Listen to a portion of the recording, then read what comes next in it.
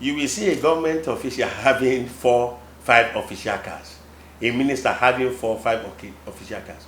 It is not done anywhere in Western Europe or in America. I travel regularly. You will see a convoy of 16 vehicles coming to the airport to pick the wife of a governor. Those 16 vehicles are fueled by the money that belongs to Nigerians. And we continue to look at them. One day, Nigeria will stop looking at them. That has to change. A government official, if at all you need an official car, it shouldn't be more than one. If you cannot operate with one official car, you don't have to take up the employment. It is not compulsory. All of us cannot be a government official. How many people even work for the government anyway? Nigeria is more than 220 million people. The people that work for the government in Nigeria, altogether, I don't think it's up to 1 million. That is a fraction of the whole population of Nigeria. So when we are talking of revenue generation, we have to first of all talk on how to cut the cost of governance down to the barest minimum. And for every government official to be sober, to let Nigerians see them that they are sober, that they have changed.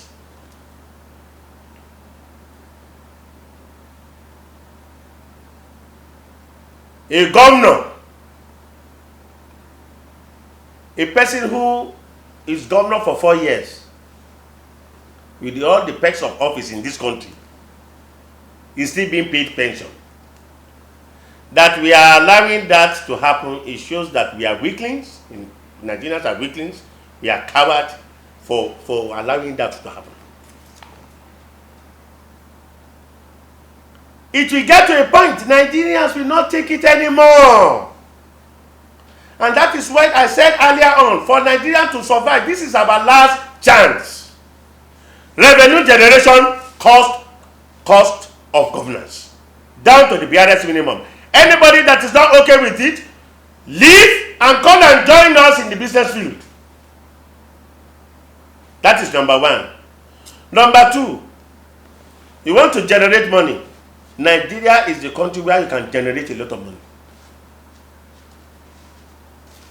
If I turn my eye and look at the transportation sector and look at the number, for example, of garages in Nigeria, both for Okada, both for Kekemawa, both for cars, both for buses, both for trucks, both for trailers, I just smile.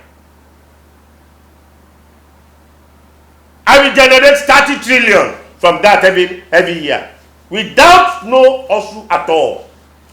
But the reason why we are not looking at that direction is because of this stupid oil money that is being shared every month into states. When you do that, you will be that is why we are brain dead. Anybody that is giving free money will be brain dead at the end of the day. This is another analogy. You pick two individuals. They want to do the same business in the same market. The first individual, the brother gave him 5 million naira to start business. The second one collected 5 million naira from First Bank. That guy that collected 5 million naira from First Bank will be ready to start that business and sleep inside that shop for a whole 1 year. Because he has to sell, he has to do his account, pay back the loan with interest, and still make some money to feed, to take care of his family, and to grow the business. If this other guy that took up a loan from First Bank, he will always get to his shop at 7 o'clock in the morning. But this other human being that was given free money by his brother will only get to his shop at 9 o'clock and close at 3 o'clock. And people will be wondering, why is he behaving like this? It is not his fault. His brain can never be as sharp as that guy that took loan from First Bank. And that is what is happening to us. Let us turn our eyes off this oil money and turn our eyes back to agric, back to the indiscipline, money that can be made from our indiscipline. And for example, garages in Nigeria, every garage belongs to the government. And if I were to be in charge, I will put a system in place whereby all the garages in Nigeria, both Okada as mentioned earlier, we pay government tax and it will go directly into the government account, and let us see how much it will be in every month. You will shout, but this money goes to miscreants, illiterates, using the money to destroy people's marriages. And we are looking at them, and we are talking of bad rules. We have the money to do it.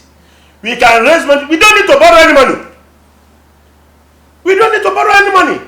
Then another thing, if we want to achieve this, please, let us stop being wicked. Nigerians are suffering. At present, people are suffering. People are not feeding well in Nigeria. People are dying every day in this country because they don't have 1,000 naira, 2,000 naira to buy malaria drug. They will instead go and be buying all this what is called herbs, uncontrolled, uncensored, and that destroys their liver, destroys their kidney, and people are dying every day. But I want our elites to know something. Whatever your action is causing Nigerians to suffer, whatever you actually accrue illegitimately by your actions in government, you will not enjoy it. I can make examples. You will not enjoy it. You will think your children will enjoy it. No.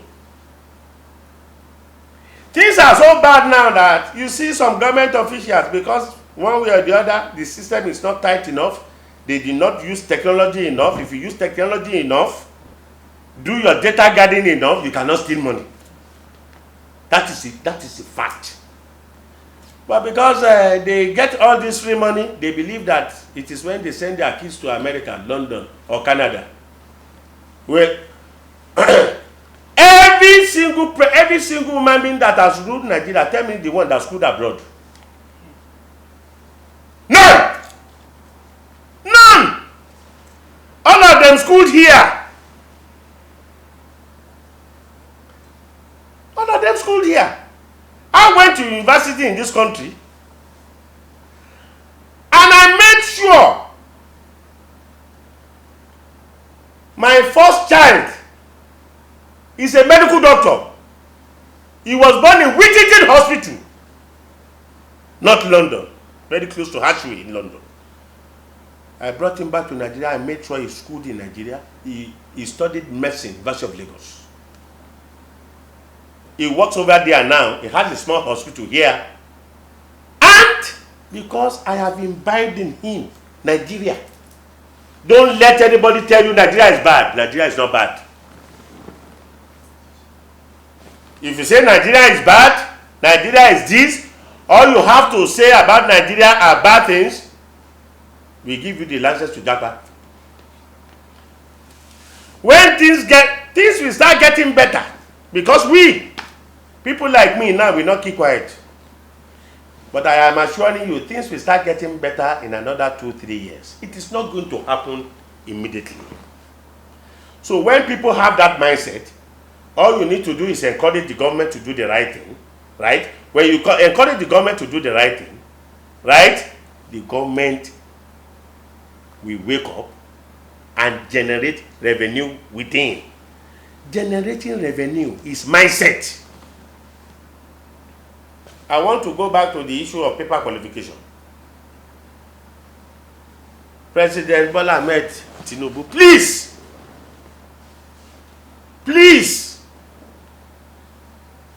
this our mindset of attaching too much importance to paper qualification.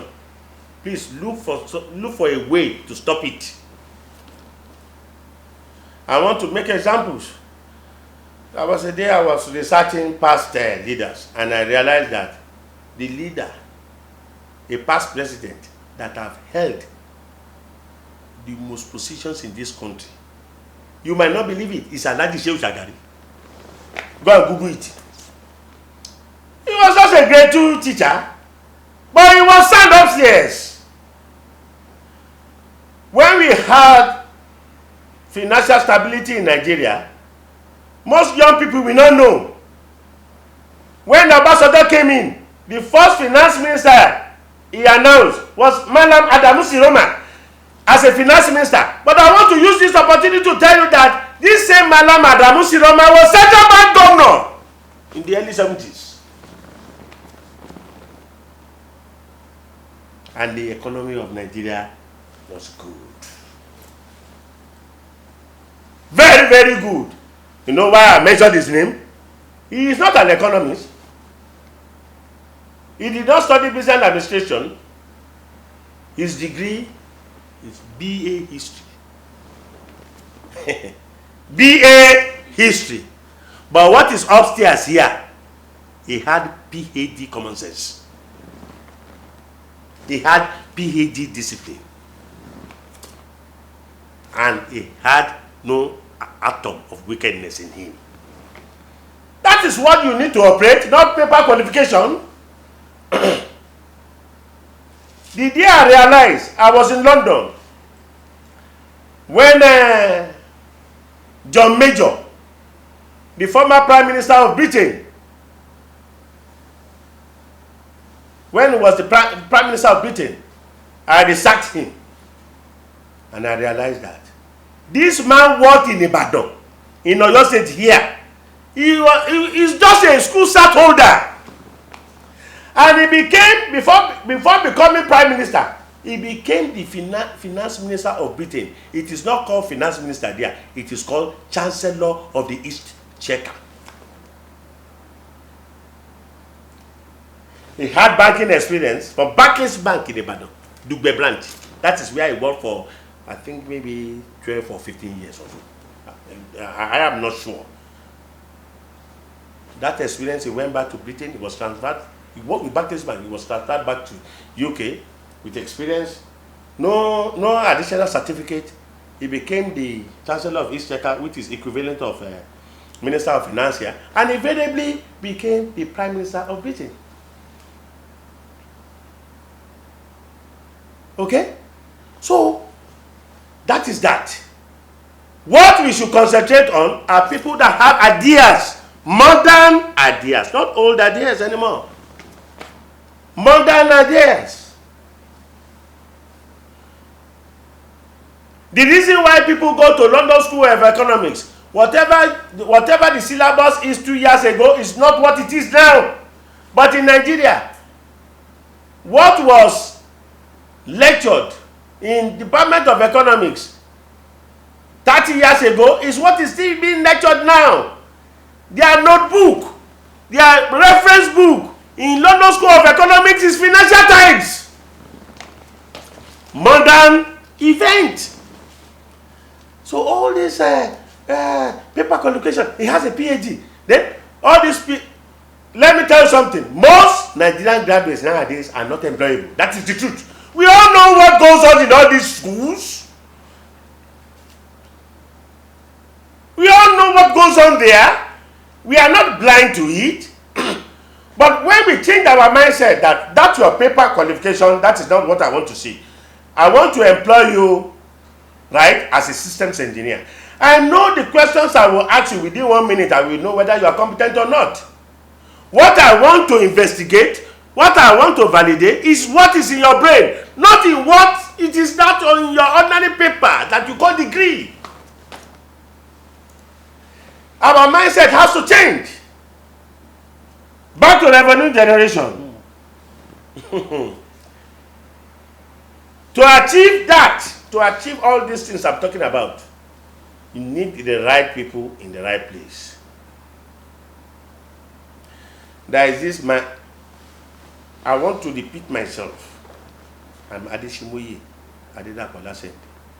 I have a nickname that everybody calls me in Undo here. They call me Ijaya One.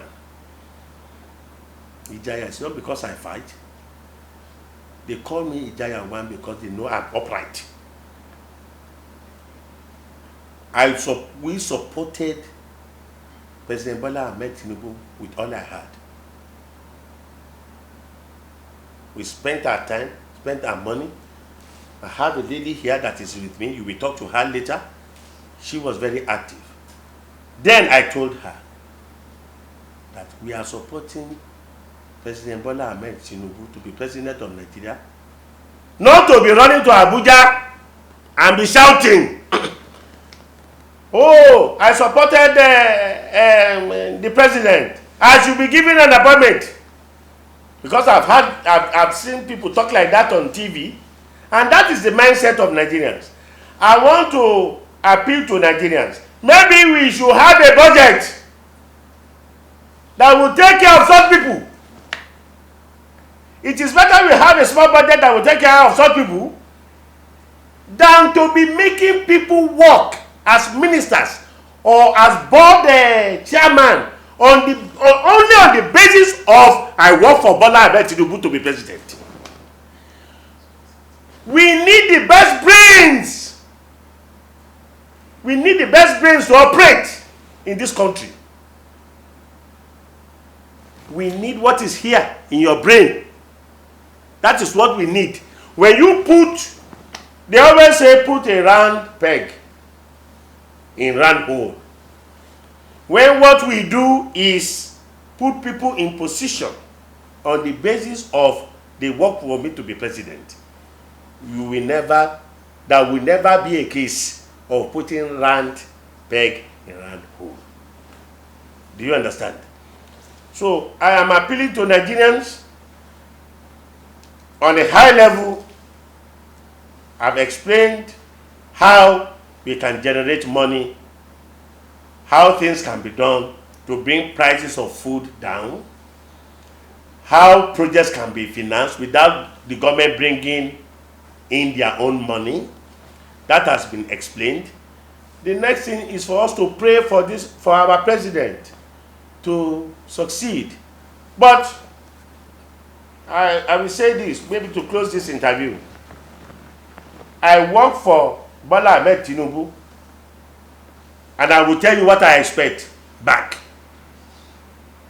What I expect back for all my running around, spending money, telling people to support President Bola Ahmed Tinubu is our good roads, putting policy that will send our people back to the farm so that people will grow more food. That is what I want. I don't want a jeep from the president. I don't want money. I have a team. I always tell them, and they believe in what I'm telling you now. What I expect from the president, if you want me to be happy, is for our roads to be fixed, our education to be better. When you fix the road and you provide that enabling environment, if I have 10 naira today, I will have 100 naira in 2 years' time. That means you have paid me back, not necessarily making me a minister. People that should be made minister, I've mentioned the works minister, he's doing fine. The interior minister, Tunde Ojo, is doing fine. The president has said it. In another year, he will do a review, evaluate the performance of every minister, and we have to make decisions. My president, Bola Ahmed Tinubu, there are some ministers that we have to go after 1 year. That is the truth. He does stay as a minister for 1 year, They are the ones that is always saying they need to be settled. That has settled them. We need people with ideas, with modern ideas. Because when you have a team, like a football team, right? No matter how good you are, if your goalkeeper is bad, no matter how good you are, you still lose the match. Because if you score 3 goals, and the other guys can easily score 5 goals because your goalkeeper is bad. We need a formidable team. We have a team of ministers working with the president now. I don't know their number offhand. Maybe 40, maybe 38. Nigeria is not in a position to have a weak link within those ministers. The situation we find ourselves now is bad. We don't want a revolution in this country. What I am witnessing, traveling all over the place in Nigeria, people are getting poorer and poorer. That trend has to be reversed. Then I will want to use this opportunity, if you don't mind, to talk about my state. I want Nigerians to pray for my state, Ondo State, to pray for our leaders, give them the wisdom and the strength to do the right thing. Our governor is presently a little bit sick. I want to use this opportunity to pray to God to please heal him. Lay your magic hand on him, God, and heal our governor, Oluwarotimi Akeredolu. He is a good man. He has been a good governor. But nature, we all can be sick. His sickness has affected us in Ondo State. He's not somebody you can easily replace. So once again, I want Nigerians to join us in prayer in Ondo State to pray for our governor, for him to get better as fast as possible. Thank you very much. Thank you very much, viewers all over the world. I want to believe you have actually been loaded with a lot of information dished out to you today by our guest, a man who is very, very deep. And I know that after this time out, a lot of calls will be coming in, or you want to reach out directly to our guest, the number is rolling on the screen. You can as well get to the admin department where information can actually be extracted. I still remain your host as we draw the curtain. Bye for now.